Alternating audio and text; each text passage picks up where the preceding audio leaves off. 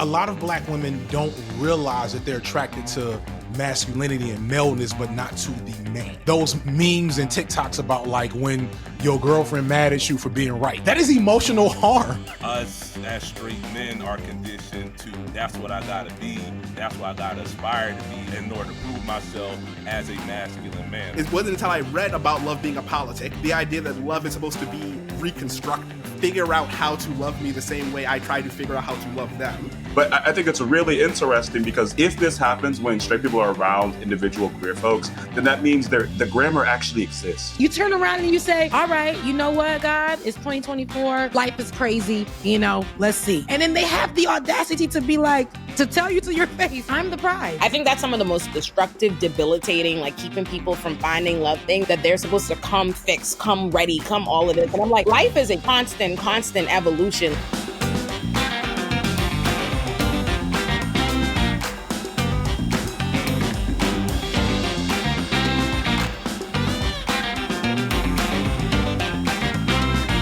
Today's episode of Olay and Friends is brought to you by Raycon. That's right, your girl got a sponsor. If you don't already have some Raycon earbuds, now is the time to get you some. Not only do Raycon's everyday earbuds feature active ergonomic design, multi-point connectivity that lets you pair with 2 devices at once, and active noise cancellation. They even have new colors to complement any and all skin tones. Me personally, I like to run these Brooklyn streets oblivious to the world around me, and my Raycon earbuds are perfect for blocking out all that New York City noise. But this time, it's not just me who's getting to the bag, so are you. Because not only does Raycon already offer amazing deals on premium audio every day of the year, especially with your girl's promo code, but they're also having Black Friday and Cyber Monday sales. That's right, my viewers are getting up to 30% off store-wide. So go to buyraycon.com/Olay today to get up to 30% off site-wide. Again, you will get 30% off everything on Raycon's website when you go to buyraycon.com/Olay. Thank you again for sponsoring the video, Raycon. Back to Olay and Friends. Hello, beautiful black people. Okay, so we have plenty of things to talk about. Who knew? So after you asked why are people mad at Skai Jackson and Flo Milli for getting pregnant, so let me start up and answer now before I say so. Flo Milli, I don't know what Flo Milli's doing. I don't even know if they mad at her. I'm gonna get to that. I didn't know if I was like, are you bloated? Are you fooling us? What's going on here? I don't know why you would do that. I will get to it. But Skai Jackson is because Skai Jackson is a little Disney baby. And I guess this that she is pregnant for, like, he'd be dogging her out. I guess she met him writing like prison letters. He'd be like, he'd be doing like fucked up shit, like online, like claiming he got hacked. I think like Skai, the little Skai. Wait, Skai? Oh, that I thought it was Flo Milli. Stressing her out. I don't know where she got this from, but I'm telling you. And I feel so bad for her, and I feel bad for her because now people giving her the Halle treatment where they act like they so concerned for you that they bully you in the worst of times. Like, I'm like, she's a pregnant young girl. It's not helpful for y'all to add on it like, oh, what the f*** you done did? I'm sure she's trying to cope with her decisions. Like, let her have it. But yeah, this damn near albino with red hair. Yes. What is going on? Wait a minute. Shit like, oh, I can't believe I got this Disney bitch pregnant. What? Making little comments about her like dead friend. He's bad. Oh wow! Rich girls need to leave prison alone. You're not I prepared. never saw this. How were they finding each other? That's my question. I never got it. He looked like Kid from Kid and Play's son. What? For real. That ass. Yes. Wow. I was expecting to at least see like one of them young YNs. Was it YN? I was expecting to at least see a dude. I'm like, well, at least I see the appeal if you into that type of aesthetic. This dude looked like that extra is from translucent. High School Musical. I know This this nigga's name is Yerky. Yerky? Yeah, It's not. That's also a part of why people are mad. That's a false. No. Say psych. No, that's his Please. name. You guys hit me with the big Yerky. one. I just Yerky. didn't even. I didn't know my niece was pregnant. But one day I don't have a Drake on the show is when you bring this up. Great. Thank you. Is he a rapper at least? We don't know. I said she met him writing prison letters. You ain't heard me? Pen pals in prison. But how did she start writing a prison? Like, was she part of Black and Pink? Like, what's going on? Is she in prison? You just wrote it. You found a random nigga to write to? He was. Because he put his hands on her? No, he was just in jail. He was writing letters to a jail. That's what, and Let me don't say that. Let me don't say that as a defense attorney. I'm like how that sounded. Hold on. Let's talk. Wait. We got a cornbread too. That's this up a little bit. It's not. Let me just be clear. Light-skinned people matter. It's a specific brand of doing fuck. Like, it's not because he is in jail. There is now. I will say, going shopping in the dating pool in jail is a little. I don't know why you would do that. Like, I'm not sure. No, the only reason why I asked was because before she was spotted pregnant, the Root reported. Well, it's flashing back to when she actually was arrested because she was pushing her man more than once in August. So that was a few months ago. Oh yeah, she was being abusive, and so she was. Let me tell you something. To Yerky every part of what that little boy be saying and doing and whatever have you, I'm like, what? That is a pregnant little tiny girl. What is, and I've seen how that talks about her online. And have you seen the pictures they took her the other day where she's outside pregnant and like TMZ don't have no respect for nobody, and this nigga is visibly rowing this pregnant little girl, stressing her to fuck out. You could see in the photos. So is this the guy that she was supposedly beating on? Yeah, so that's what's confusing me. So let me get this straight. Light bright Yerky Yerk prison, right? He called the police on millionaire actress Prison Bae that he done somehow got a letter. So like this is I was talking to my cousin about this type of stuff the other day, and he was talking about, because he was in prison for a while, and he was just like, there were girls that were write me, and they were the come up girls. Like, you knew you wasn't you got out, maybe you have a couple little sex, but like, or you could use them financially. And this really looked like a come up sis that then got manipulated, and now she pushing him back because he probably saying some dirty ass shit. If he's saying that shit on Twitter or on social media, what's he saying to her face? And then he had the nerve to gaslight her and call the police because he was pushed, and he probably in her house. Wait. When she paid the bills? This incident happened way in August, though. Was she pregnant back then? Well, it takes 9 months to have a baby. She's pregnant. How pregnant right is she? now? Okay, so she was pregnant. I am, and yeah, she was, because they reported at the same time. Like they spilled the news to, like, she told the police that she was pregnant, and then the news reported it when it wasn't supposed to be all public. Okay, so when they took her on Facebook, he said, "I'm salty. I got this dumb ass Disney Channel B word pregnant. I hate." Oh, Jesus. Yes, I'm sorry. On Facebook is the craziest part about this whole sentence, to be honest. But Yerky, yes. And let me just say, let me add this to the picking out your men who are actively in jail or prison right now. As someone who used to have to listen to the calls, right? Like listen to all the call log, go through or whatever. Okay. Nothing would blow my mind more, and I mean religiously at Rikers with mad bitches and cussing them clean the out. I mean, on the phone, mad, talking to everybody like life or death situation, like carrying on with everybody. Meanwhile, it's mad bitches, like, and different energies falling. So much has gone on since we just said it. So I just want to somebody summarize it for me. So this little girl, Skai Jackson, actually, like you were saying, she's millionaire, billionaire, I don't know, coinage, Disney princess legacy, same as Halle, and here we are. So you're telling me that she met him outside of the jail. So she was, her little boyfriend, and he went in, and she continued to write him. No, she met him right in jail. She did a Google Maps. That's some Maya relationship. While he was behind bars. I'm trying so hard not to believe that. I said that's not what my ears heard. But like, was she part of a volunteer organization or something where she was writing letters to the people, and they kind of hit it off via the writing? Or how you find him? Can I reframe something real quick? Because because I think we're all thinking it, and we have to delicately get in here, right? So, like, I do want to say, it's just because Skai Jackson is smaller than him. If she's battering him, then she's battering him. However, why is she with him? Like with DGG, is it DDG, GG, whatever, Haley's baby father? Like, okay, so he's not on her level, and he maybe not that cute. That never bothered me at all. I thought that was all just internet shade and foolishness. Lord Jesus. Yeah. But this dude he has 3 other children from what I just Googled. Oh, Stop, Rebecca. Wait. Oh, no. With more children? Oh, my God. He has 3 other children. Oh, my God. He was in prison when she found him.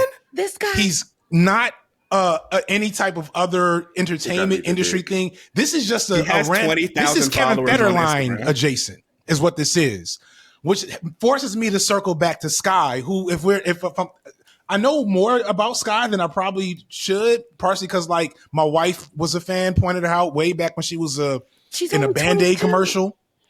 So, because this is like, she also got it. Didn't she have a similar run-in with Solange's son or something wild like that? Yes, Solange's son. I remember, like, I think he did something crazy, like put out her nude or something really fucked up. She got some stuff going on. I didn't know that. Yeah, Solange's son did something crazy. Let me find out the specific. Because child actresses, this is a battered woman, honey. Much like Britney, like child actresses be fucked up. And like, I am appalled. And so I'm just trying to figure out what's like, if there's a reason we should be more concerned.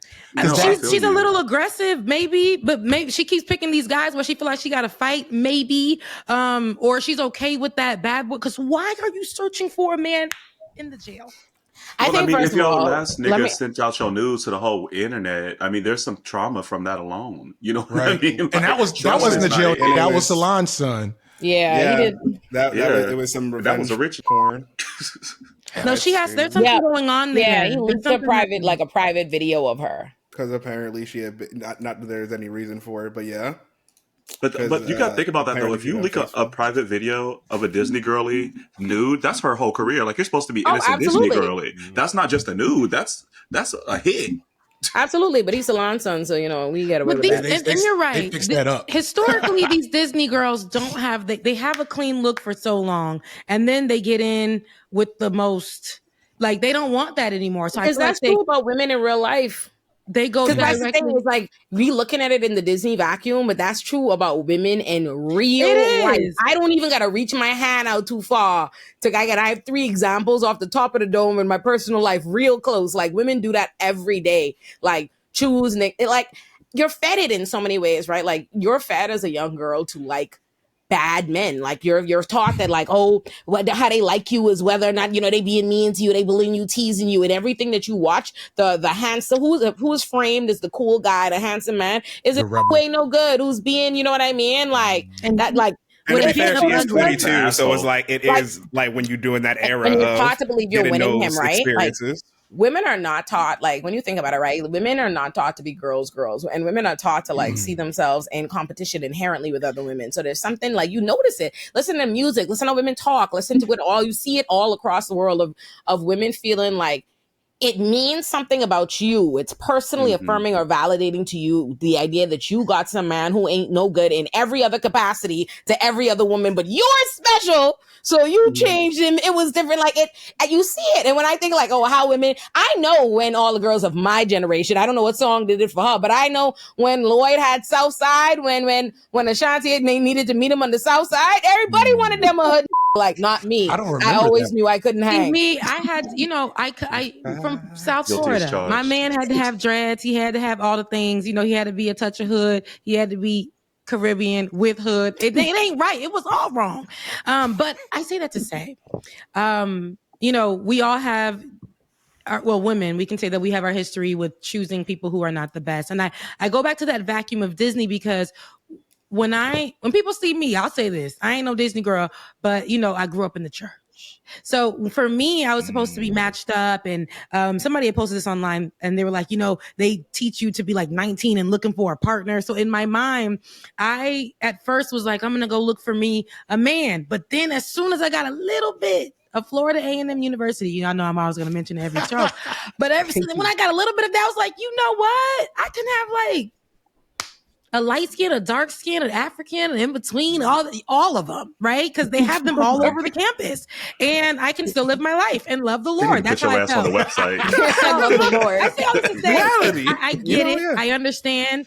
She never got the opportunity, I guess, to spread her wings. So this is how she's going to spread her wings. She went really deep in it. But I think here, the reason why I say that is because we see a lot of these people who are on these shows made to be princess-like in front of our face. So we naturally, like you were saying, Olay, we want to nurture nurture them in some kind of way, right? All of a sudden act like we auntie. I have not seen Skai in years. But when I see her though, I'm like, oh, she's so beautiful. She's so adorable. But seeing her pregnant, does it shock me right now in 2024? No. But to see who she's with, you know, for me, if I had a bag at my generation, if I had that much of a coin, the guy that I would choose, I would say this and maybe this is not true, but I am beyond that age. But I would not choose and be writing a man from the jail. But that's when you have a bag is exactly when you become convinced that you could have whoever you want. You know what I mean? Think about it. Like, think about how many rich women you can think of. They all, Mary, Wendy, all of them. I can think of generations and generations and generations of this is an epidemic. You're right. Yes, it's a real thing of thinking, all right, cool. I don't have to because think about it. I feel like women be in two groups in terms of how society makes you feel plagued. You either feel like you're searching to get what is an elusive, rich, successful, educated man that you feel like are in limited supply, or you go, I'm successful enough or whatever that I can be with whomever. I don't have to, you know what I mean? And that usually allows you some latitude to pick up a who you might not have no business with. Girl, but I think this is not just women, though. So it's more like... Yeah, I'm sure. I only know the gals. No, I mean, gay do the same shit because you feel like, you know, you grow up, you want to get you a man who's a man's man, the more masculine, crazy fool, right? Not the little soft, cute boy over here who probably going to take care of you and do the right things. And then, like, you know, even me, I got my first little bag. I was like, oh, I can afford a little hood. You can't destroy my life. It's great. Go back home. And then I was like, I think that's a mad interesting perspective. And as you see on the wall, I had to go get me a nice little soft butch queen and get my little engagement ring. Had to get my life in order. You know? But you think you can do it, particularly when you got a bag, you got a little bit more success, you think you're immune to their BS, and you don't have to. And I think the other part is like the lack of mutual commitment, because you know they're really not going to be down for you, but now you got your coin, so you ain't worried about nobody being down for you, you down for you. So it's a really interesting thing that I think the people that desire men are shaped to kind of deal with their different iterations. I mean, it's kind of almost like moving like a straight man.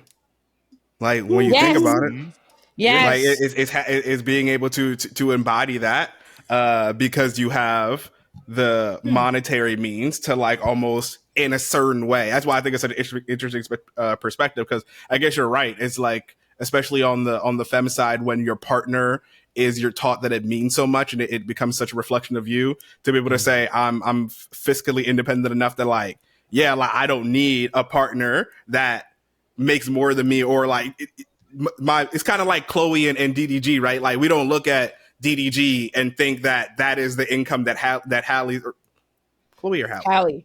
Hallie and DDG. Yeah. I knew what you meant. I let you have it. We know Hallie is the breadwinner, and like that kind of that gender dynamic is in a weird way kind of also empowering. I can see that. So, but still, these like that's the like why these room, specifically right? still the question. Like just to get you a hood, at least get a hood. A desirable one. You don't got to go to the bottom of but you don't know what this doing in the bed. You should never have a pipe cleaner. I ain't want to say it. I'm just saying, you don't know what this doing in the bed. He just got out of prison too, so he got some pent up shit. You don't know what type of game he giving in that bedroom, and that do work. You can't. Yes. I just like it's just so being a 22-year-old girl is so rough because it's the oldest you ever been. You're dumb. She's 22. Like I feel like I've said this before. I feel so bad for 22-year-old me when I think back to what made sense to me, like the kind of things that felt like big enigmas. Like when I think about me and all my girlfriends at 22 doing like these big deep dive assessments on whether and who obviously didn't like us, like, you know what I mean? Like you think everything is so much deeper than it is. You think you're the oldest and more mature than you've ever been. Like when I see these things, I'm just like, and everyone's like, I don't get it. How? I was like, you've never been a 22-year-old girl doing no, and you didn't bring that up. If you're a 22-year-old girl out there, I was more mature. And now I'm starting to remember things I've suppressed. I lived in New York. I moved to New York, y'all. And I feel like, damn, I was dumb. Also, I have been somebody who, I've shared this already, but I have been somebody who benefited from having an abortion in my life. Thank God that there was no law preventing me from doing that, because then I'll be trapped with the hood dread I was telling y'all about. Who ain't no good. Now he's like a baby daddy of 3, and I don't even talk to him no more. No offense to that man, because I thought I was in love. Yes. But I was like 24 at that time, but 22 in New York. And what I was doing was out of control. And I really thought that these guys, because I was so young, I really did think that the police officer loves me. He loves me. You know, he's picking me up at night, taking me to all these he loves me. Girl, please. Can I say something that don't get mad at me? This is why hoes be winning. Hey. You know, that phrase? Sullivan said that. She said that someone in the song. She said, you about to be a hoe. You made a hoe out of me. Now these men are doing these to these women, ripping them a new one. I feel like maybe they're not going to last like DDG and Hallie. We thought, not we, because I knew. I said, I looked at them. I just didn't think it was nice to me to scream it from the hilltops at her. Like, I can't say she's a child. She's a young woman. And this is like the oldest she's in her actual adulthood. And when she's like 24 or something like that. She's 30. And they were also really sheltered and conservative. Janet Jackson ran off with Bobby Brown, so I get it. Yeah. Well, like 21. Whitney was the wild one in that equation. We saw Bobby Brown. No, I'm talking about Janet. Ran off too with Bobby Brown. Who ran off with Bobby? Hold on, I had Janet Jackson and Bobby Brown. Her daddy said, "No, the you not." Janet ran off with Bobby Brown. Why I didn't know that? She was with Bobby in the beginning, like early on, but her daddy said, "This broke can't." No, that's a hood to get him out of here. And you know what? Thank him. And then he got Whitney later. He didn't want nobody to do a rebeat. Was it rebeat when she left with that man? But anyway, he said, "Janet, you are very rich, honey." No, she's rich. My daddy was big on that. I like my dad. Well, my dad. First of all, my dad didn't want nobody around his daughters. Let me let Rebecca go. No, for real. No, that's my dad. Now he's like, so what are we doing? I remember one time I went home and he's like, First it was what we call as Haitian kids, la caille, l'école, l'église. That is home, school, and a church that my daddy ain't even go to. But it's like that's how we were built around. And then finally, like, you build your escape plan. Mine was going to FAM. And when I went to FAM and I would come home, and after that, my dad was like, okay, this little girl, she thinks she's grown, she's going out and stuff. Come in here and going out and then coming late in, whatever. Yeah, going to see the and then, when I got older, it was like, now, Rebecca, okay, you're about 28 now. What's going on? One time I came home and he was just like, me and your mother want to know, I'm like, what? Because I had shaved my hair off and I was rocking a cute little, my dad's like, are you gay? I'm like, no, I'm not. Dad, this is all the rage. The kids are wearing their hair like this now. That's so funny. No, but I say to say, like, when I was that, like, when I look at a Skai, who I think is beautiful, but her being I want to go to there because I told y'all on a few episodes ago on Olay and Friends, there were times where I felt like I had to be with this person. And the things I would say with that physically abusive person at some point was stupid stuff like, if he don't really get upset, do he really love you? Like, and I got that from social media. If he don't really girl, he get a little jealous. Do he he let him get a little jealous? Me and him go back and forth, but he always gonna know where home at. Like, what are we talking about? We're indoctrinated to like toxic. Like, we just are. It's fed to you everywhere. Like in everything you watch, it's just here is a toxic, and I promise you, it's nuanced. And the whole show goes, and no one ever tell you. but I don't know if where is that coming from? Like, experience. Where? No, not like your actual experiences. I'm not trying to say no. You mean like, where's the toxic when I think about the images of Black love and like what is attractive about men and Black men, so like there is a thug or erotic that has been there for a long time, right? My wife really liked DMX. I was like, baby, you so lucky you met me first. You know what I'm saying? Right. So there is neurotic there, right? But overall, like the at least for me growing up, the heartthrob du jour was Denzel Washington. Oh yeah. No. I didn't say they're hood. I say they indoctrinate you to like toxic women, all aesthetics. I've been with and Love Jones is a toxic. I love your video essay selling me on Love and Basketball, but that's still a toxic motherfucking. Okay, like just the Tyra Banks character. It's more about you a good hood. I see how it's like is the excuses we give hood or like men in general, right?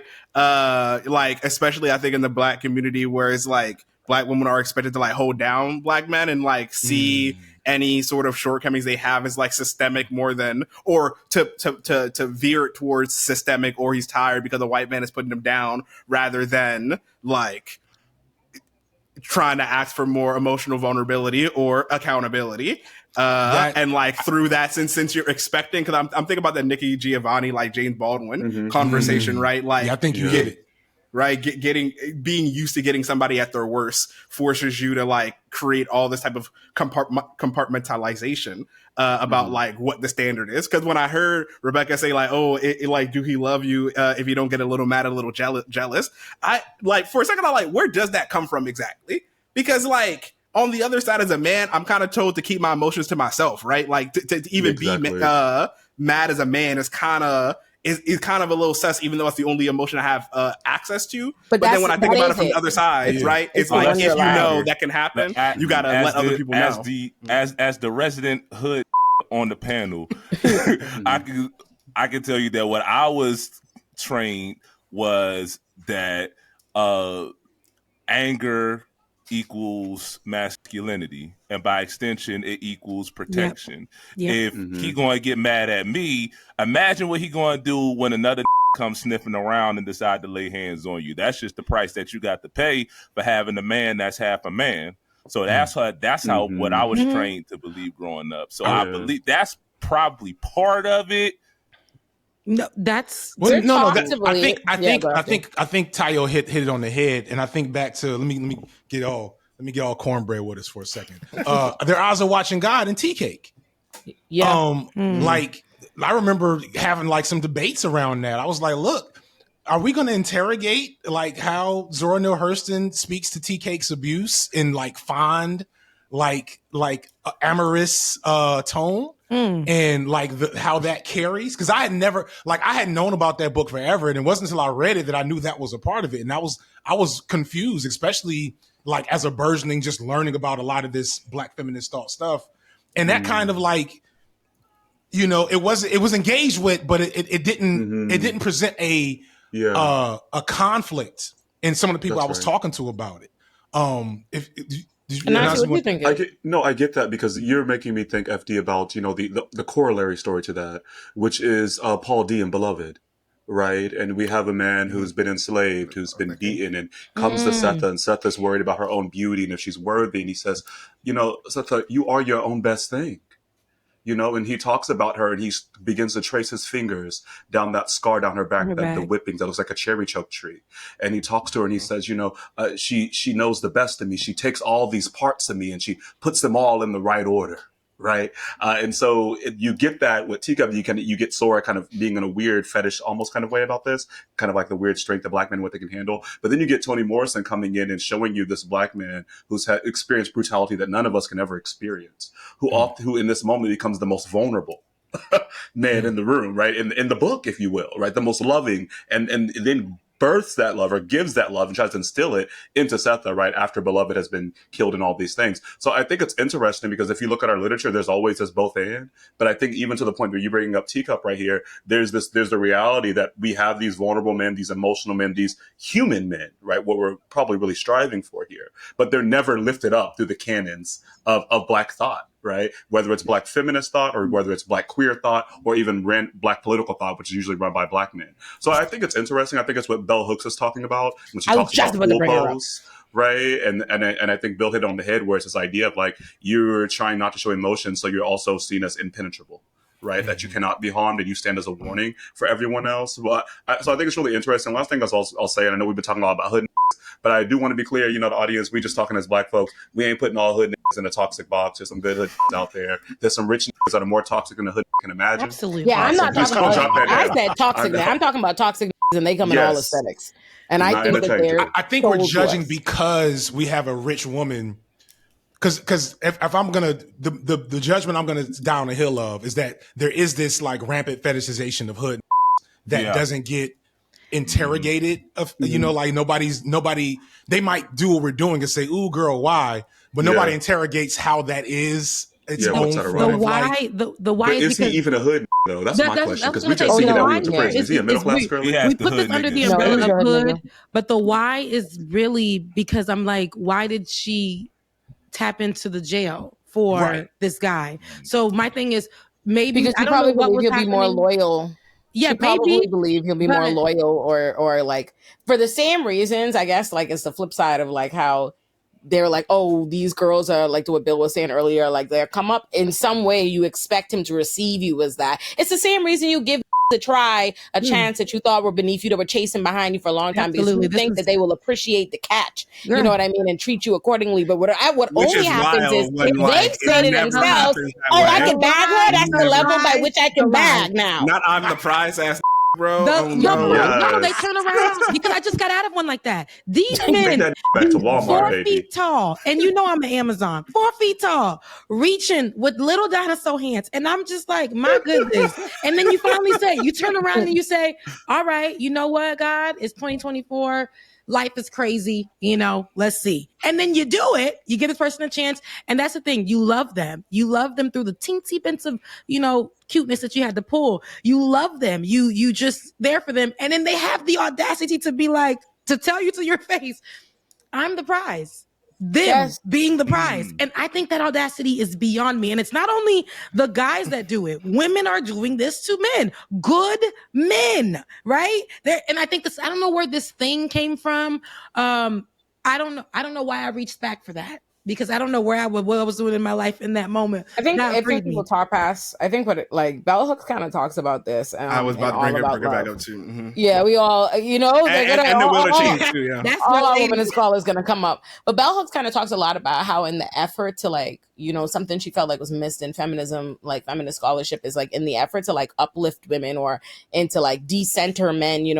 Like it makes people like some women have become scared to like address men or like try to seek to understand men or recognize that if we are to love men or to be in relationships with men or in community with men, it requires us to like understand them, to try to, you know what I mean? And I think on both sides, that's what happens a lot. I think you see, and we see it, like we joke about it, but when the emergence of the gender wars every, you know what I mean? Or remember when it was like waste her time, whatever, waste his time. Like we've been engaged in a cultural men versus women, you know what I mean? Men versus women thing for quite some time. And we only keep like escalating. Yeah, exactly. So I think that's what happens. Let me piggyback off this because I think the awkward thing about it is that I think she talks about this in the will to change, or maybe not in this exact language, but women are both afraid to speak in the men in their lives openly because of the harm they could face, but also men do not have an apparatus to learn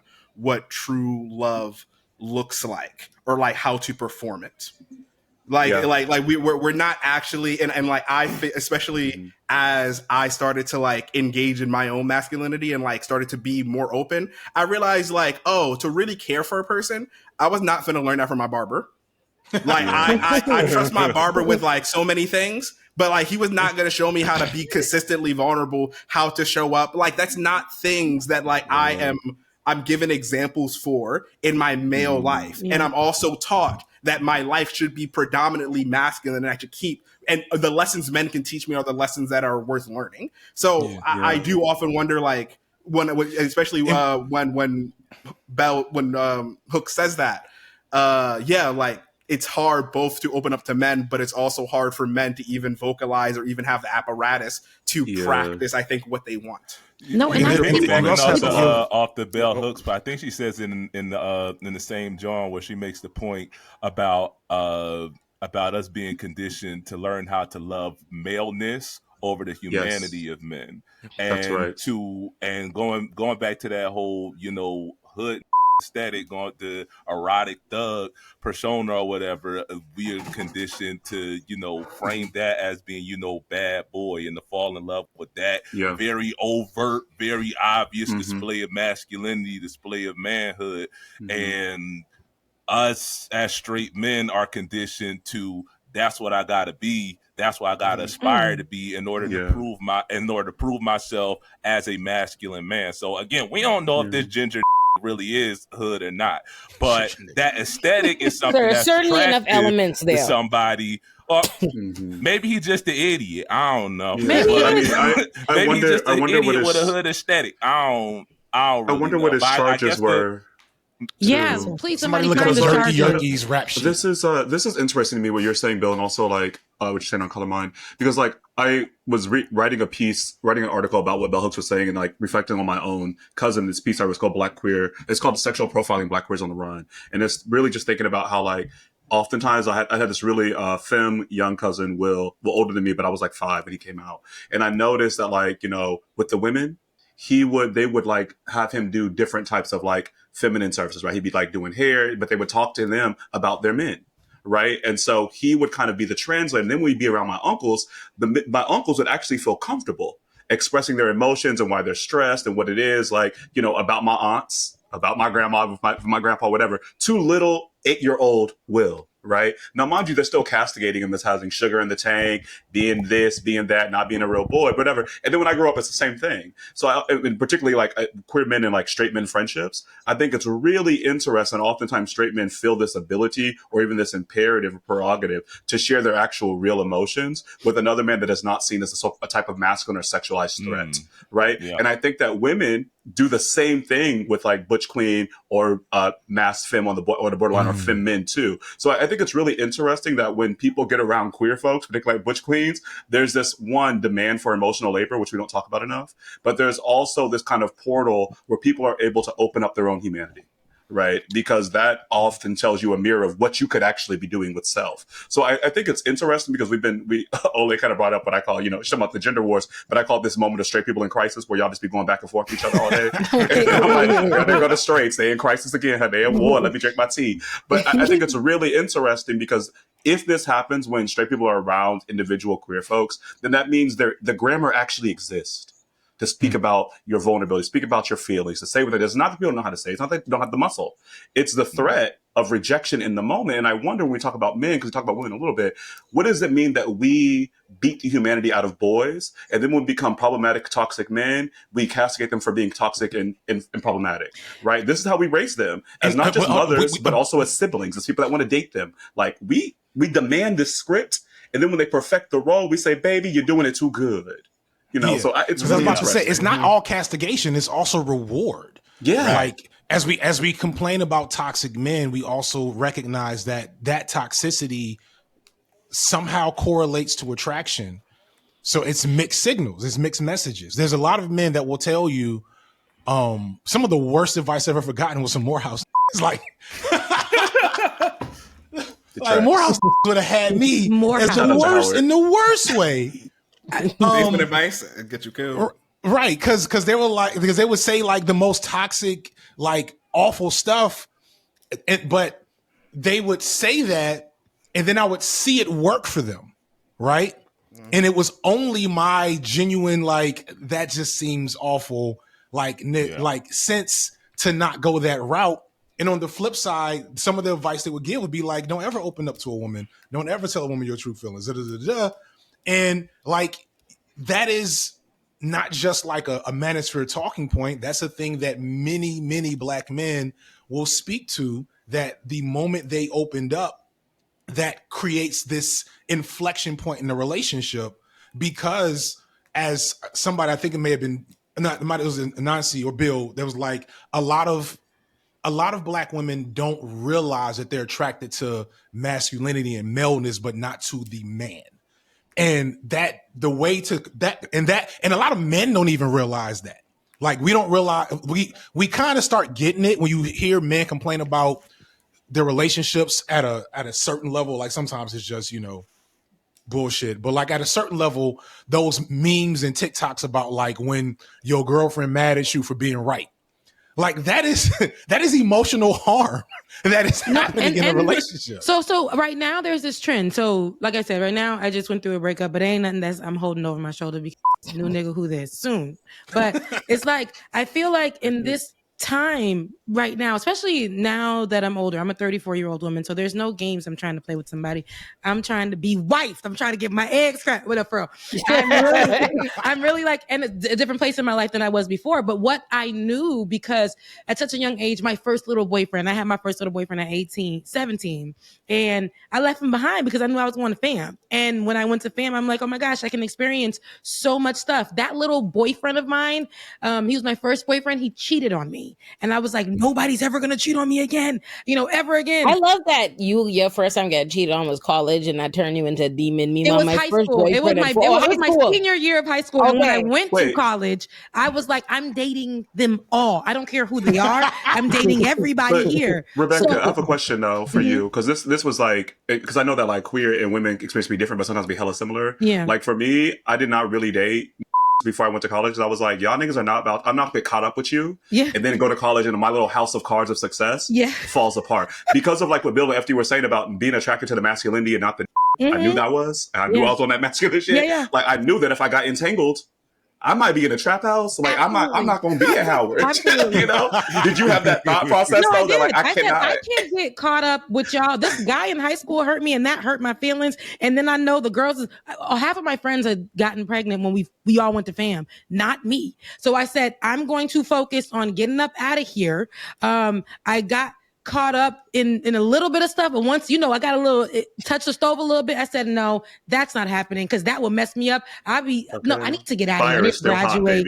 Hot, I was like So but when I got out, that was when the problem happened. Now I was in the world and I started like being like, you know what, like just be free. I'm a butterfly. That's how it was. And I just started like thinking about the conversation that you guys are all saying about your experiences with people, all these things. I'm like, right now, the way that I was then, how I knew I was protective of myself and where I was going to be. But when I got out, I don't know why, I just was more so like, all right, let me just try somebody. And then my naiveness in that moment was, this person who may be so bad to everybody else, he can see the good in me and I can like protect this person. Now I'm trying to kick out windows in the car because he locking doors. We had this conversation on here already. I tried being in an abusive relationship. It goes back to what you've seen. I've seen that growing up. I just got to say that. In my family, seeing the abuse. So now I'm going to go for somebody who may be a good father figure or a good person here, or just not as bad as that. But when they get just upset, a little improvement, that's what I'm saying. Your threshold will be high. And here it is. Next thing you know, I'm looking crazy. Then I see men who are great with women who put their hands on them, be running up in their face, cursing them out, being psychopaths. And right now, it's glorified even more. Every day I go on. That's why I had to block Justin the Boy, because it was too relatable. And I said, "Devil, get behind me," because there was no reason why we are selling this to everybody. And it's like, if you really love me, pull up to my house. No, he's mad at you. He's not pulling up to your home. He gonna get mad when I post up his friend in my stories, but he know it ain't true. Where are we going with this? Because what are you promoting? Now, if you want to be in a committed relationship, we got to move as such. Or if we want to be in a poly relationship, move as such. This is why, and the guys that I talk to, they're all saying when they have conversations, here's what they're saying. She online, this is what she is. There's trust issues between us from everybody, whether it's, in the queer community or within, the heterosexual community. We got problems, and it's because everybody, we're not trusting each other. So I'm happy to the people who are married together, loving each other, but us out here, it's nothing. It's like, it's really tough. I know there's good out there, but it's really, really tough because everybody is dating with like, hey, are you going to hurt me or am I going to hurt you? Let me hurry up and put this wall up. Let me, like, for a guy to tell me that he is the prize. Wait, Rebecca, I think you bring up a good point, because it's to that point, it's almost like dating is becoming more masculinized. Because I was going to bring up this trust thing, right? To tie back to what Feekit said, the fact that, Dusty Basement / Morehouse undergrads will tell you, don't ever trust a woman, right? But I also, because I heard, don't trust the bottom. right? You know, like I went to a state. I went to University of Maryland, which is not that's a PWI. I still heard that from in the same basements from the same Black people. But what I also thought is, well, what do I also hear about on the other side of the gender binary? AKA, what does every rapper tell me? Don't trust your friends. The ones closest to you is going to be the ones that backstab you. Watch out for your family. Watch out for your friends. My question is, who can, and I'm going to just keep this to boys, like, who can boys trust? And we speaking about the society of like mistrust and trust communication. Where are we even being taught there are possible like good avenues, especially like I'm thinking like for my sisters, like Gen Z, good avenues or good relationships. It's a person. Come on, this should be an obvious answer. Bill gave us the answer. Well, I mean, among men though, but I think Bill gave us the answer for men, because the answer with men is a that's afraid of you, someone that knows what type of violence you will do if they betray you. You can trust him. Right, like they he's know. Predictable. I ain't trusting no who's in love with his mom, was the script. because your mom's in cahoots with you. Yeah, I disagree. So men trust they mama. That's why that joke is in the Black community. It gets crazy. Yeah, because a lot of these men don't even like I'm not saying this is a healthy thing. I was like, don't get us started about how much they hate their mama and the Lord. They be close with their mama. Or that it's universal. You ever date a man and realize he stopped liking you because his mama like you? Yes, like don't like you ain't even my mama cook like this. You can't even do more. And it's or like the opposite. They hate their mom. I'm so sorry that y'all have these relationships. Mother issues, like with like. It's because their mama will be the. I'm sorry.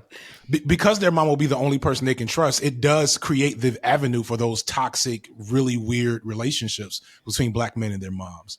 I think Black moms of boys have a very unique experience that is not talked about enough from a analytical perspective. Yeah. As a man who is constantly in conflict with my wife about these boys we raising, trying to be like, baby, you can't keep doing this for these little boys. What can you do? What can she do? I'm not curious. It's just little stuff. Like we got into it the other day because my oldest son had a project and she wanted him to redo the project, and she was going to end up doing, in my opinion, half the project for him. And I was like, nah, he did all this stuff with the project, make him fix what he already has done, because he took initiative to do that, and then take hands off and see what happens. But there's a deep, probably epigenetic. There's a deep epigenetic connection, I think, that Black women have to sons they give birth to, because of the nature of what sons end up being out in the world. And I think vice versa, that creates a lot of shit. But I didn't want to stick there. Because they don't be having it for their daughters. Can I just give a quick perspective to that, though? Because there's something different. Because I think that most of the Black queer people that I know that identify as male, their first abandonment was their mother. Right. Yeah. And I'm not saying that the father not being there wasn't abandonment, but the first time you were betrayed by somebody you love was your mother. And so I think that maybe for straight Black men, that might be a different thing. But I think a lot of people end up having very toxic and trust issues because the person that they were most trusted with as a child was the first one to throw them out. So I think there's a very different relationship with queer men to their mother and straight men. But I think your second point on that, and I know you got to say something else to this, but I think to your second point on that, I do think that is for both of us. I think that does become the root of that toxic thing about distrust, because of the person that loves me most. Right. can say this one defect about me that means I'm not valuable, then that messes with how I interact with dating and everyone else in the world, and even how I value myself. I mean, the Black queer community, we're looking at an epidemic, right, of meth, right, and it's killing folks. And oftentimes people are on these things because they need to feel out of their body, right? They don't trust or have a positive relationship with their body, because that is the thing, whether they're desirable or they've had sex or whatever, that's the thing that makes them disposable. So I think it's something that we have to sit with across, right, Black manhood. I think so being raised primarily by a single mother, what my mom did, and I'm glad that Fika brought this up, and I think I talked about it in a video. I don't really remember, but what my mom did, and she told me, was that she was explicit. She was much harder on me than she felt like she ought to have been, specifically because I did not have a man in my life. So it conditioned me to be it conditioned me to be distrustful. It conditioned me to be hard. It conditioned me to create this veneer of, this masculine image of what was expected of me, because my mom knew that this is what the world expects from you. This is who they're going to want you to be. You feel me? You can't be running around here being, little soft boy, want to sit in the house, and read books and do all that kind of stuff or whatever or whatnot. Because you ain't a drug dealer yet. Like, I mean, you don't get the privilege of childhood. You don't get the privilage of humanity. Right at all. You have to be a survivor. The privilege of boyhood. Right. Exact. From day one, you got to know how to survive, because if you don't, this is what my mom said, is the difference between me and the streets is I love you. The streets don't care about you. So you better learn it from me.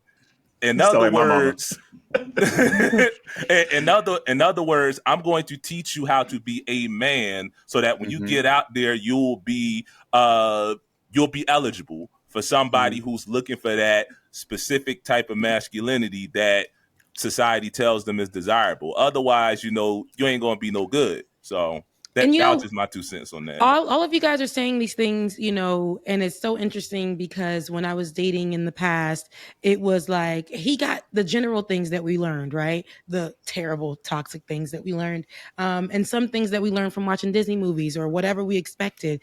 Like the woman I feel like I did not date with. I had this one thing that I thought, okay, the guy has to be this, this, and this. He has to be these things, and that's it. And now that I'm dating, even though some of the guys don't be no good. So now that I'm dating, I kind of look at all the aspects that you got to talk about.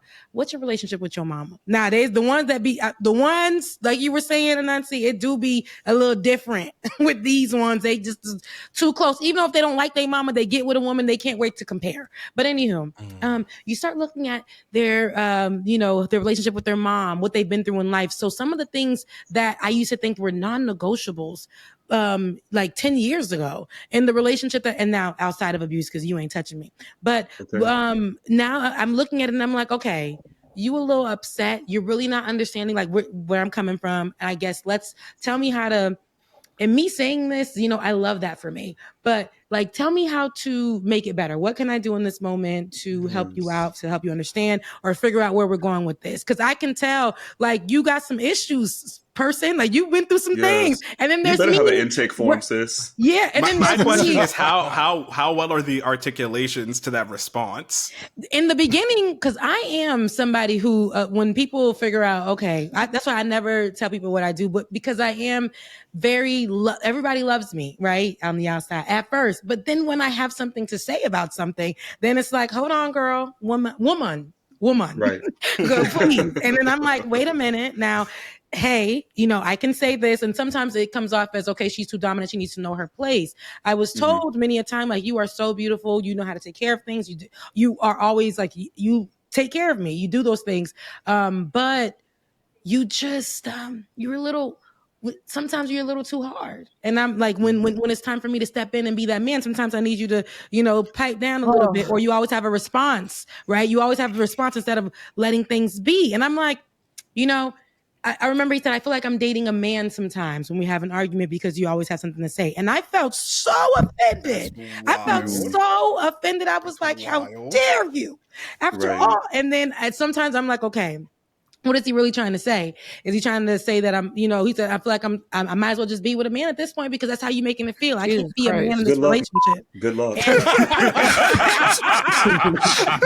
But it made me feel like, I'm a little too strong and maybe I'm not feminine enough but I'm like, no, I am feminine enough here. It's just who I am, how I talk, how I present sometimes. And then knowing that because I work in politics or because I'm a journalist. Hold on, Rebecca, but part of that is some bullshit though, because the reality is a lot of these don't want a woman. Let's keep it a buck. A lot of don't want a woman, they want a pet.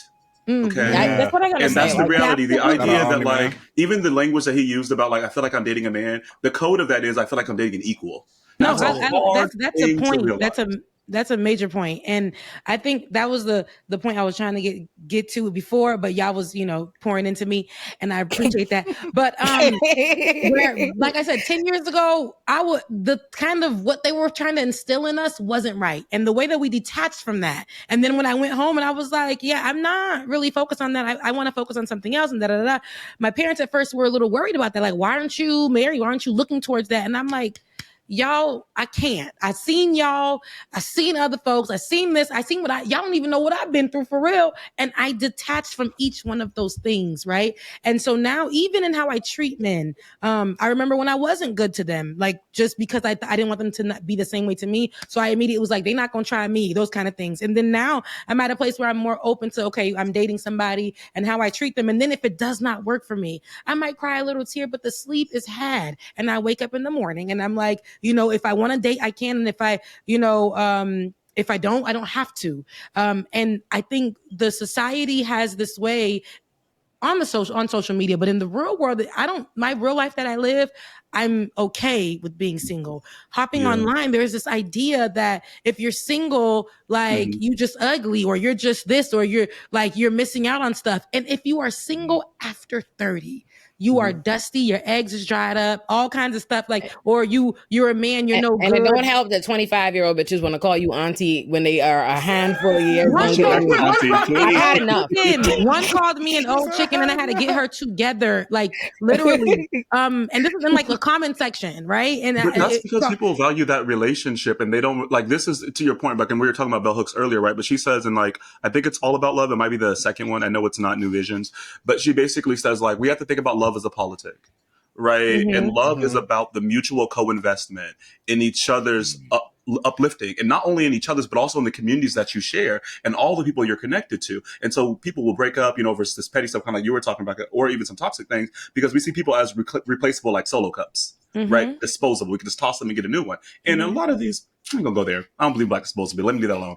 But the point is, though, that oftentimes people will see you, and to Rebecca's point, being like either you're single or in your relationship. The question really is, do you have a partner in love? Right? You might be in a relationship, but you do not have a partner in love. This person is not committed to being like, oh, what they said earlier today really pissed me off, but let me sit back with it instead of yelling at them and say, why did that piss me off? Why am I upset? What is that? And then let me come back to them and say, hey, babe, I needed a beat, so I couldn't talk to you right then.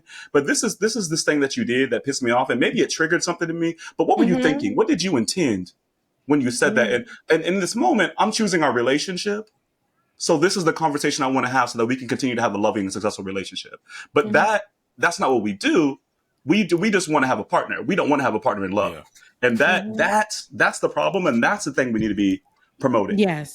And I think that's true in so many, something I'll say, women, I'm sure everybody does it, but I be speaking to my life experience as a woman, right? Is I feel like very often, and this was something I realized about myself, and I think I've told this story before, and I realized in reading Bell Hooks, many, many years ago, I was like, am I trying to know these men as individual, or am I even picking men based on my individual love of who they are? Or do I have an idea of a relationship I want, and I'm trying to fill in whatever man there? And I think so often when I think about my 20s and my early dating, before you think about these things, and not just mine, but my friends' ones too, I'm like, there's so many times where I don't think we ever even stop to ask ourselves, do I even like this guy for real? Or am I just, you know what I mean?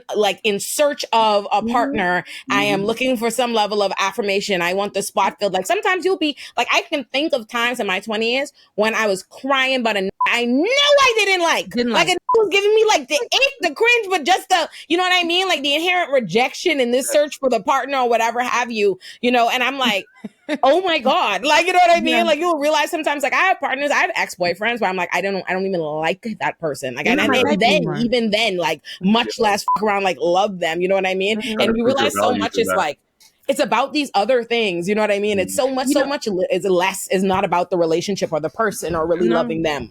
I don't know if this is going to be controversial from the. Let Colorman come through. I don't know if it's going to be controversial from the male perspective, but I often, I'm gonna put it like this: So I've been in a committed relationship for 3 years. Like, you know, it's rocking, you know, new masculinity. We're good. And I do credit with reading The Will to Change shortly before re-downloading Hinge for the success of this relationship. Mostly because it was the not sponsored, but it was mostly the idea of men are I as a man was bad at love because men on a whole are sensitive. Right, we are taught to be sensitive, and we are the most sensitive to rejection. And often the reason why men are so guarded, or the rationale to be consistently guarded, is because the more I keep my kayfabe up, the more I keep my mask, the less chance I have to fail. And as far as me when I'm 21, 22, because like I was living foolish, but like when I was in relationships, I was like day by day, as long as I keep being this man, as long as I keep being the person that I know they like me as, this is adulthood, right? This is what I'm supposed to do as a man. And it wasn't until I read, about love being a politic, and really more to the point, the idea that love is supposed to be reconstructive. Like, yes, I should be open enough to let one person like deal with me, like figure out how to love me the same way I try to figure out how to love them. I know the internet frame for words for what you're saying is like, it's the problem with what keeps being spread on the internet that you need to come healed. You know what I mean? Like it's the fundamental problem. I was actually just having that conversation with my sister doing last night. Like, I think that's some of the most destructive, debilitating, like keeping people from finding love thing. This idea that they believe that they're supposed to come fixed, come ready, come high value. Like, life is a constant, like a constant evolution. Like, even who you're, I'm like, I'm not. You can go through a million different things in this life, and you will go through a million different things in this life and transform. It's not about coming healed, although you want to try and like, we're always supposed to be trying to work on ourselves and doing this, but it's about being willing to be in that partnership and allow somebody to see you and give you the space and the grace to like transform and to grow and to open and to like accept that like you don't come a great girl. Like, I used to think I was the greatest girlfriend on earth, right? Like to every man I've ever been with, right? I used to think that until like I met my partner and I realized I'm a terrible communicator. Like, you know what I mean? Like terrible, like years and years of trauma and triggers, like just not even from relationships, just in like my own family. My parents are the type of people to block you. They get upset, you will get blocked. Like, swear to my God, like I had to call my mother long distance the other day, blocked. You know what I mean? Like, and so like a lifetime of that has made me very like, all right, I feel it. If I feel you think you're sensitive to rejection, I was raised by a little, and I love my daddy, my little misogynistic Nigerian daddy, but he had a bunch of daughters first, so he raised me the same way. Like, I was raised like to even hear, like when I hear women talk about femininity, or I listen to Rebecca say that like men, I'm like, I feel like I only ever had masculinity modeled to me, and like having my mom, I feel like my mom is somebody who would be angry at you because she's trying to, like, she believes you're supposed to be something that in no way has not been modeled to you. And in many ways, again, I was raised, my daddy is who modeled to me what we were supposed to be like. So it's the antithesis of what you're calling femininity is received very negatively. You know what I mean by my daddy? Like, I was never someone who, like, none of my sisters, we have a bunch of sisters, no one could tell you about growing up thinking about their wedding or blah, blah, blah. It was, we gonna be the head household, professionals, blah, blah, blah. And that's how I was, you know, raised and brought up, right? There's something to what you were saying about, like, you know, thinking the past, you're the perfect partner, yada, yada, yada. Everyone else got all these problems. Like with my fiance, we've been together for 5 years now. I did not realize how toxic I was until I got in that relationship. And that was the hardest thing for someone who writes about the politics of love and like Black love and not Black non-disposability and emotional violence and all of that, to sit and be like, all these things I've read and all these things I've been preaching, these are all the damn ways that I am not showing up to par. And that was so hard for me because of ego, to note that, like, bitch, who you think you are, you not. And then the other part of it is, and they still love you. So what you gonna do? Do you love them enough to do the work? And do you love you enough to be vulnerable, to be like, you ain't shit in this way. You're still an amazing person, but you're not shit in this way. And that's why it's a little bit of a two-way street, right? Because they got to make you feel like safe. I always say like for like my partner is very like, everybody always says he's like a golden retriever and I'm giving very much black cat. But I always say romantically, I think I am like a cat. Like in the sense you get a cat and you let them, and if you just get a cat to your house and they immediately go hide somewhere and they got to get the temperature right. And even still don't move too fast on them after they've gotten comfortable.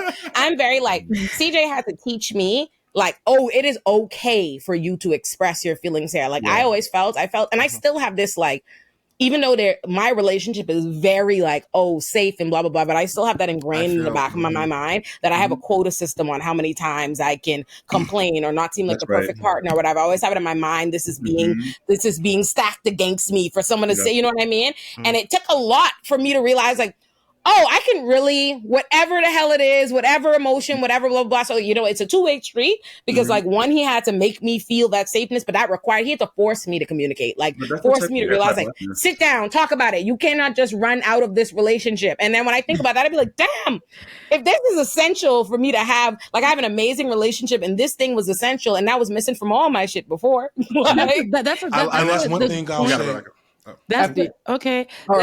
That's the point, like literally that even in the last relationship that I was, you know, he tried it, but I learned some things. I literally was like, Rebecca, you can't block that man. Cause I'm in the block ministry. I am in the block ministry. And as soon as something happened, I was like, this is absolutely not at your height. See that I was being disrespectful. I feel like there was audacity there, but no, but then I was like, I saw that I'm always running when like I feel like I'm about to be offended, rejected, like I'm always running instead of saying, hey, this is my issue here. So that whole thing you were talking about, Olay, online, they do sell this thing where, and I used to say that 10 years ago was come here so I don't have to fight your demons. And it's like, baby, listen, I thought I was healed. I would always say, I've done the work. I've done the work. And then I would realize as soon as something triggers me, baby, I'm back to square one. In this relationship, I'm showing up as that problematic person that I was. Yeah. But I'm like, okay, as a grown woman, okay, some things, relationships don't work. You can walk away from it. But I did learn a lot of key things about myself. And I actually was applying those things that he would say, hey, I don't really like that. Or can we talk about it, Rebecca? You don't have to run. And I used to felt that offended me too. But then I was like, Rebecca, you don't have to run. Sitting there, and actually one time I wanted to leave and I just sat there. We were in uncomfortable silence. And then we talked about the issue. And I realized I just needed time. You know, I want my man, but I needed a little bit of time to process what I was going to say. So yeah. And that's why definitely. I love what Anansi said about, do you love this other person enough to work on yourself? Because the actual point that I feel like to at least drive home, especially to younger people, but definitely also to younger men from my own personal experience, is that we both, Olay and Rebecca, have been talking about like, I've stressed and lost sleep on a that I knew didn't like me, right? I'll be upfront. I've also been in relationships in which I realized like 2 months in, do I even like this person?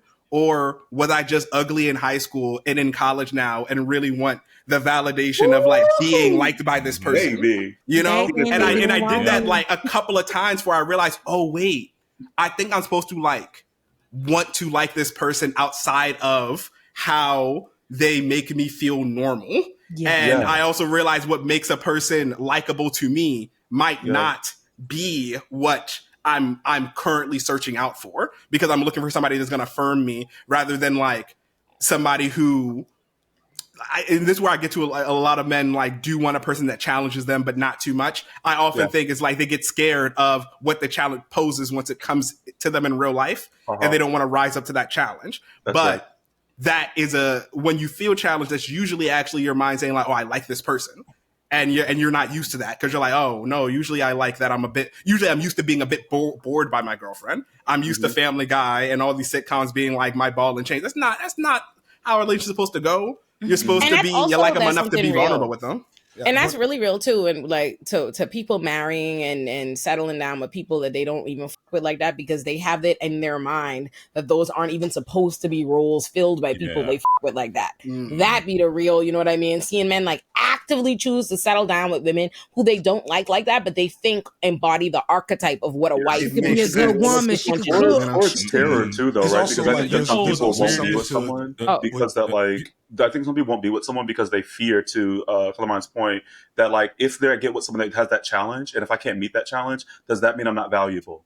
Right? I think there's an internal disposability that we have to deal with too. After, what were you saying? There's a couple things. One thing is I kind of lost it a little bit, one of the things I knew I wanted to say is that, so I've been married for 22 years. You've been married for 22 years? You do not look like you look. No, wait. I've been with my wife for 20 years. We've been married for 14 years. God damn, FD. Not like you've been at the end of this year, 20 years. I'm only That's crazy. We met in college. And like one thing I wanted to add with that perspective is everything you all are saying now is version 1 of the challenge. Yeah. And like people don't, it's Bill smiling because Bill been married for a second too. Because like the thing that people like, I've made a couple of videos about relationships, and one of the funniest things to me is I feel like I've helped people realize they're just not built for monogamy or for like long-term relationships at all. And like I respect that. I don't think there's anything wrong with that. And I think that's good actually, because then you can be more clear about what's out there for you and what you're really looking for. Because monogamy, long-term monogamy and marriage are difficult. Those are difficult like institutions to consistently participate in, because the guy my wife met in 2004 is not the guy she married in 2010, is not the guy she had kids with in 2015. Right. Is, you know what I'm saying? And so on and so forth. And vice versa. Like we're parallel lines. The analogy I often use is you're parallel lines, and you at different points in time, one of y'all is going to veer into a different direction, and you have to make a conscious decision to bend to stay parallel, or you start to go apart. And when people, and sometimes you can't, right? I know people that have been divorced, because they couldn't bend with their partner in the way they needed to. And it was maybe okay divorce, and maybe it was like the ugliest shit ever in the world, and they're not recovering. They both in therapy, the kids in therapy. You know what I'm saying? And that's just that's the game. Now I'm blessed and I feel really good about it, but I always put out there to people as you're hearing, if you're hearing some of the things we're saying and you're like, maybe not, roll with that for a minute. Because you are entering into, what did I say in one of these videos? I said some shit like these people that sleep with you every night can kill you. Like that is you're letting a person in to your deepest, darkest parts of who you are.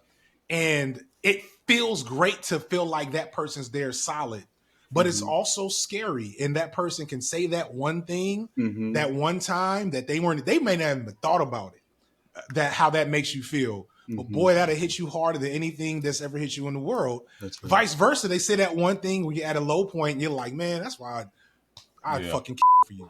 Can I ask you a question about the FD? Because I mean, as you've been up in this relationship for 20 years, 14 years married. Shout out to that, blessings for that. But you made a statement and you were talking about kind of like the difficulties, both of like, being married for a long time, but also the difficulties of like long-term, monogamy. And me and my partner, we've been non-monogamous the whole time. But I don't know if you've had experiences with both, but do you feel like monogamy is more difficult than non-monogamous? Because I feel like with us, you have to have conversations now about other people while also keeping your household in a particular type of way. I can't be a part of not that. Of honesty and communication is very difficult. Yeah, so I know some folks. I'm never, and I want to be clear because I get this a lot. I think it's just fans. We are not non-monogamous. We are not non-monogamous. We're non-monogamous right now. Yeah, okay. DMs are closed. DMs are closed. They still closed. It's two people. It's two people. It's me and her. That's it. I'm a jealous motherfucker. Like it could never. You said it could never. Could never. Oh my God, it's so funny. My wife didn't realize how jealous I was till like recently. That's so funny, FD, because I feel like I would have guessed that. Like that would have been my guess. I was like, FD fully gives that. Because I'm a Hufflepuff Golden Retriever type. No, that's so funny. You don't give that at all either. You give Gryffindor sun with a Slytherin moon. Nah, that's the Gemini in me. I was gonna say the Gemini. I'm not jealous insofar as like sex with someone else. My partner does. I don't really care. We talk about it. But my thing is, I would be more jealous of time, quality time. No, that's mine. That's mine. No.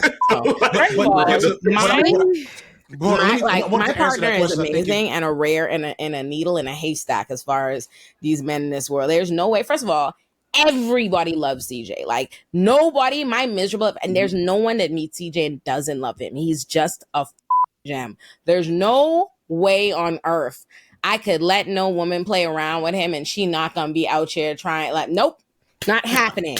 Not happening. Even the mayor thought of like CJ even laid up somewhere smiling with a bitch would drive me insane. Like I can't even imagine. And God forbid it be someone, you know how that go. Like I'm a rowing Caribbean lady too. Like I could only imagine some woman who don't have to be with him. That is the most Caribbean phrase to come out your mouth on this show. Listen, and I say it all the time. I row all day. CJ can tell you. I'd be sick to death about a bitch who don't have to spend all day with him on his PS5, being fucking annoyed. And she's like, I don't see why. She said, bro, you deserve to play your game. And blah, blah, blah. You know, that. Like, no way. I'm not built for it. Like, I can't do even the rules. I get it. And I'm not mature enough. Anansi, me neither. Anansi, because everything's on fire in here. But Anansi said something about the relationship, though. Said, okay, sleeping around. See, what I was saying in the beginning, you learn that other people's the general non-negotiable when you get into a relationship and how you how you commit. It's not your non-negotiable anymore. I had to tell a friend the other day. She's like, how could you and what, baby? Because that doesn't bother me about it. This is what bothers me. But this thing in my relationship, it doesn't bug me. But this thing will bug me. So you realize when you get older, hey, all that little stuff I thought, if he and I'm going to leave him. And no, that actually don't bother me no more. I'm a grown woman. I'm literally going to left eye this thing. Everybody's house on this block is getting burnt down just because you live next door.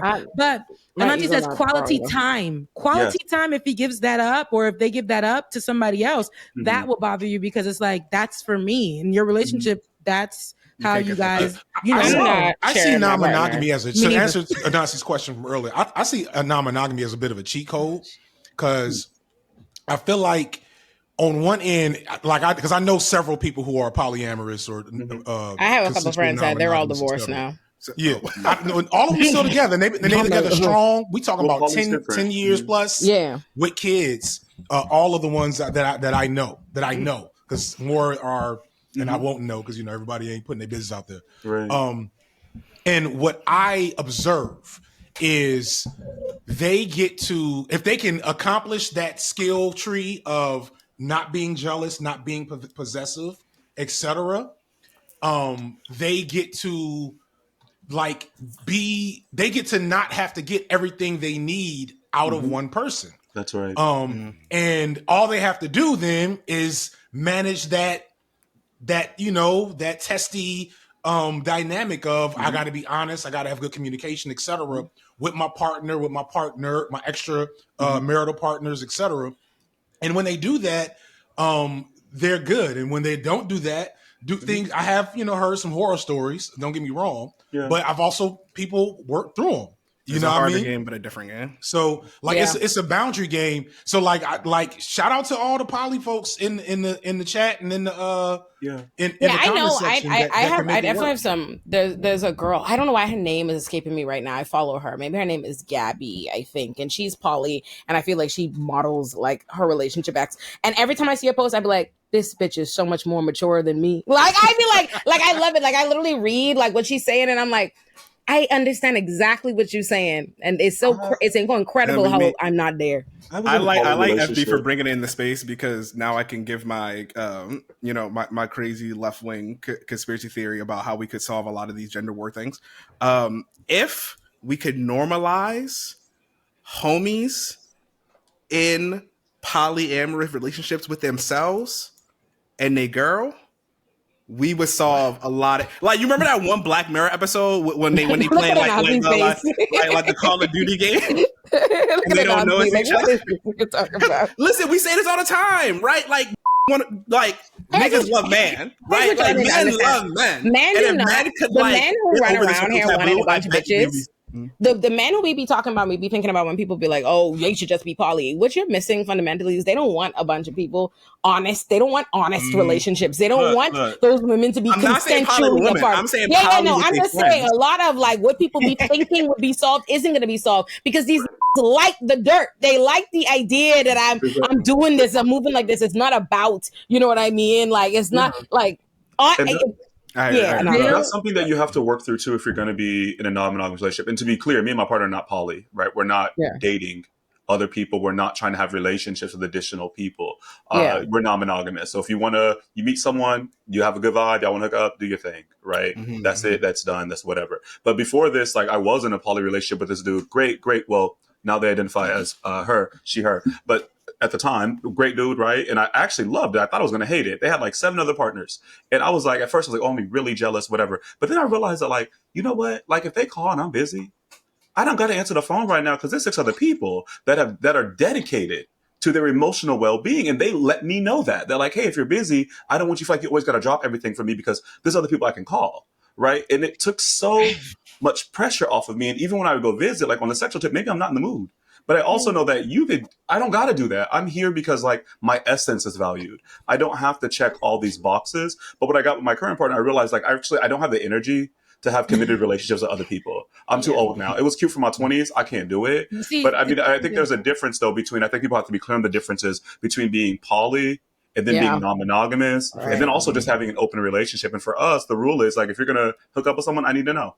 Right? It don't have to be before, it has to be after, just so I can note that like, okay, what is going on? What is the universe of our intimacy right now? Are there warning signs I'm not seeing? Are there things that maybe you're not aware of that I might be aware of? So like, that's where I'm at now. But shout out to people that are poly. I think it's beautiful.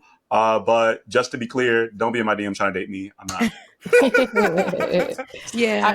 Everybody here's in a relationship. I'm fresh out of one, but it was 2 years. But dang, it's so beautiful. Marriage, just what Black love looks like. Love is so not a monolith, and how people date isn't. But I do think that we all have this idea about the growth of what it looked like before for us. And, you know, I think that as we mature, how we go into that and how we carry ourselves in that way. And there won't be no poly over here because Rebecca, I don't share my dick.